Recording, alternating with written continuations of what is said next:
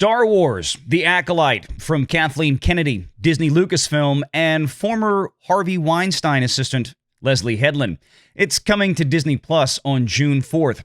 This $180 million reported budget for this show, which I think is going to come in rather significantly higher when all said and done. But that's the number right now, according to reports from Variety magazine recently.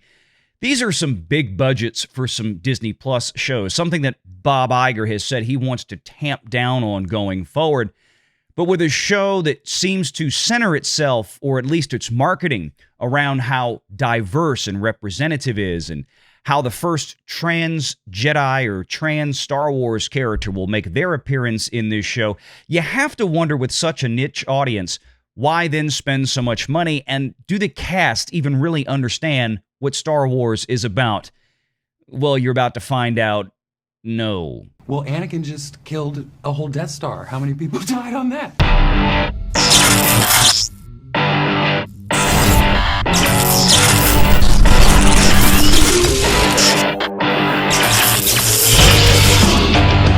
Renegade Online.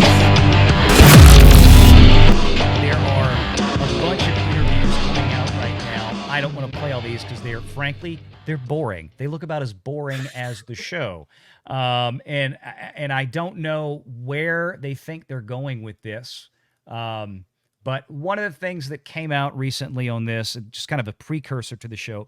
Now, to remind folks, The Acolyte is a Disney Star Wars show about representation and diversity, and will feature the first trans character ever in a Star Wars show.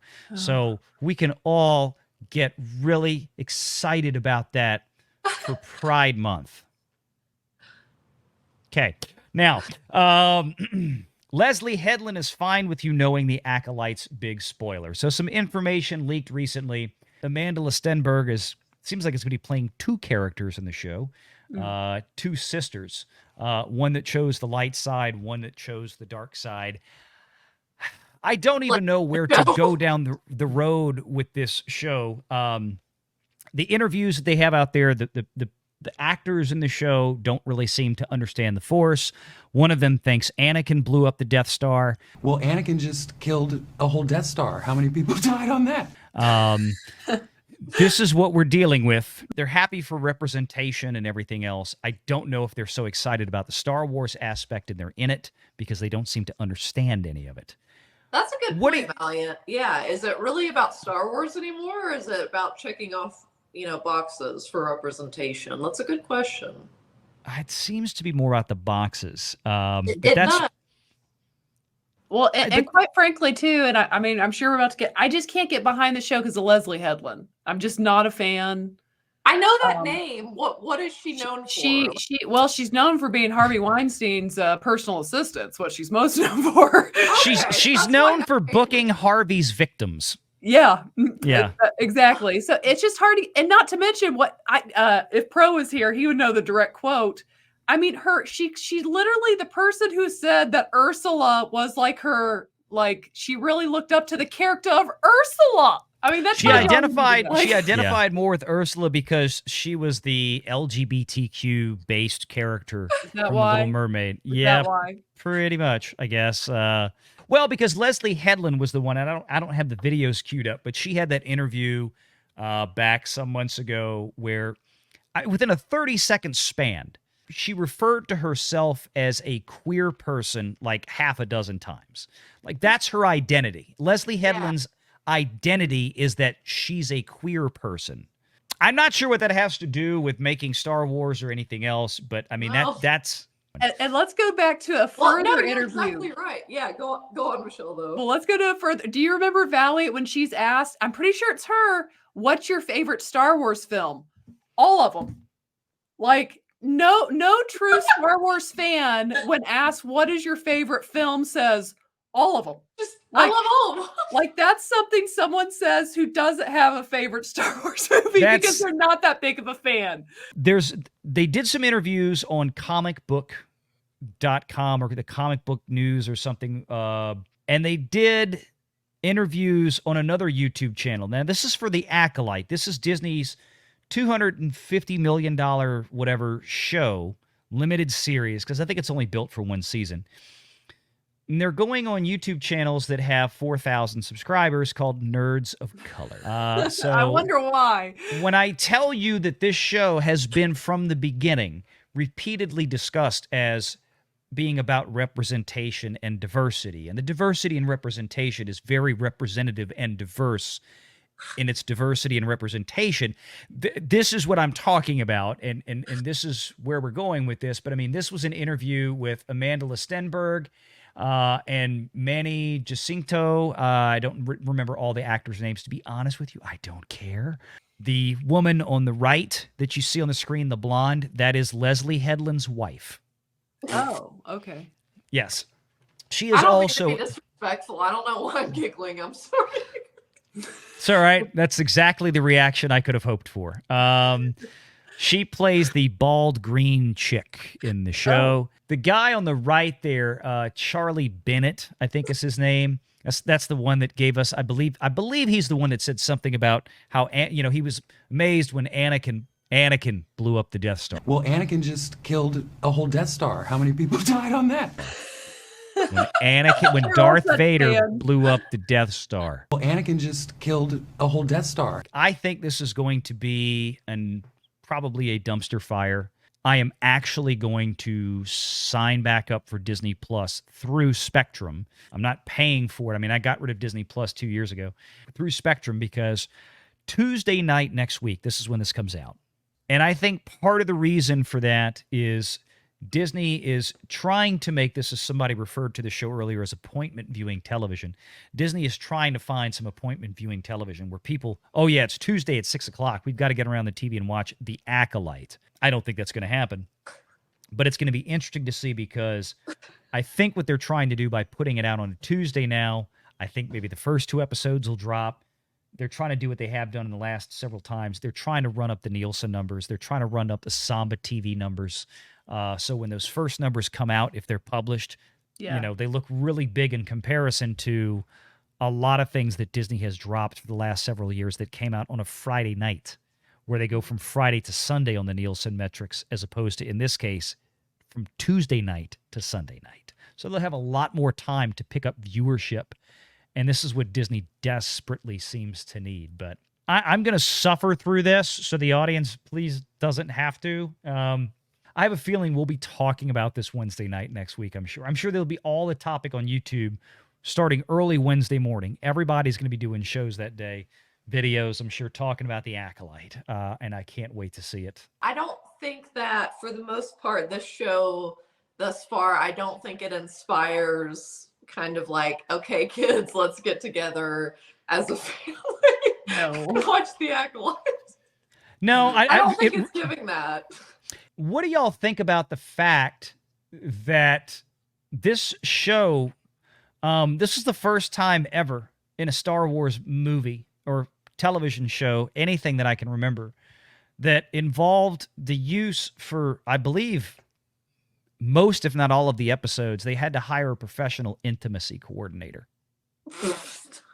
Yeah. Like a sex director for a movie is what that is. If there are sex scenes in Star Wars, like, I'm just out. Like, it's just not the place or the universe George Lucas established at all. Like, we know it happens off camera, but it's never on camera. It just if it's like Emma Stone and the guy from the Marvel movies, or the Natalie, it's not going to be X-rated. If it's X-rated, I understand.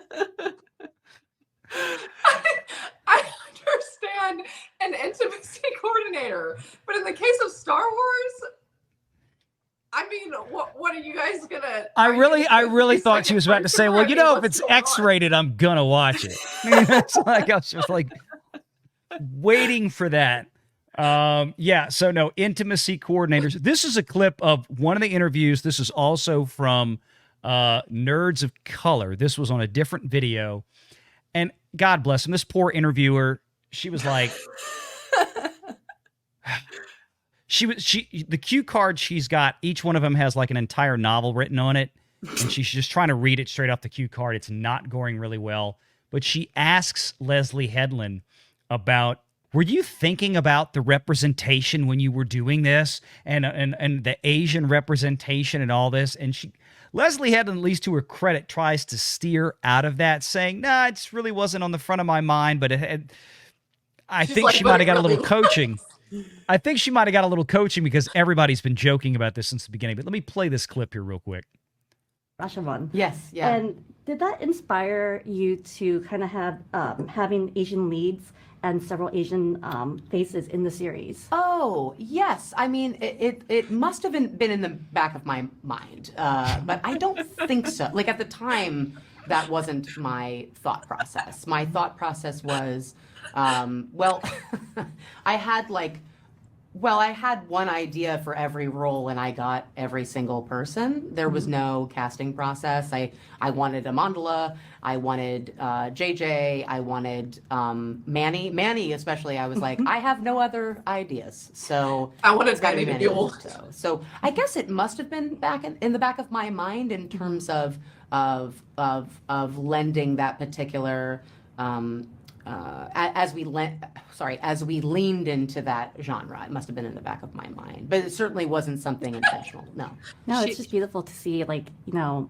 Asian pause faces it. and She's people like- of color kind of lead. She's like, no, but because this will get me brownie points, it was subconsciously in my mind because I'm all about this, so it had to be there somewhere. Like if you notice, she said twice. She tried, like even her facial demeanor is it's trying to put off casual, like no big deal, but she says it twice. Like it was just in the back of my mind. Like I don't think that's no, it was at the front of your mind. Let's be honest.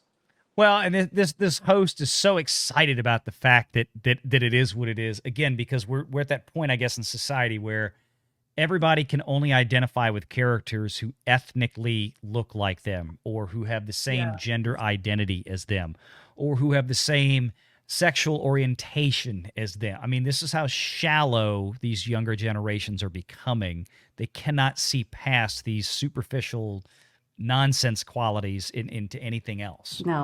Asian faces and people of color kind of leading the charge of this. So it was really important for us. So, good. Yeah. It was really important for us. Like, I'm speaking for all Asian people right now and how important this was to all of us. I'm like, wait. We watched Lee Jung-jae, who was one of the stars of this show. Everybody around the world turned Squid Game into the biggest thing on Earth, on Netflix, in the history of ever. And it was, the whole cast was Korean because that's where it was made. Like, nobody cared. Nobody went, oh my God, look at the Korean representation in this Korean television show. Okay, listen, I just had a revelation and I need to share it. For real. Oh my gosh. But it just hit me. It's like the world, the different groups, they're just seeking validation from the world so hard. They're seeking, please validate me. Please see me. And I understand that, but I'm just saying, it's like we have to learn, though, it's not about that, though. Like, you got to make like Jackie Chan, he just became Jackie Chan because he was great at what he did. He didn't have to announce, I'm Asian. He still, because he was great. So it's just like, stop, like, it's just like, what? I don't know, and not to mention, they're just kind of like, I know, like, there's not been a lot of Asians in Star Wars, but they're just kind of overlooking probably one of the best characters in Disney Star Wars was Asian. What's his name? The guy in Rogue One, like the Force sensitive guy. Oh, Donnie Yen. That character. Donnie Yen. Yeah, he was a really good character, like the best part of the movie. That scene made me tear up. Yeah, I love the scene. Well, Anakin just killed a whole Death Star. How many people died on that? Make sure you're subscribed to Valiant Renegade and join us every Sunday at 6 p.m. Eastern for the live show.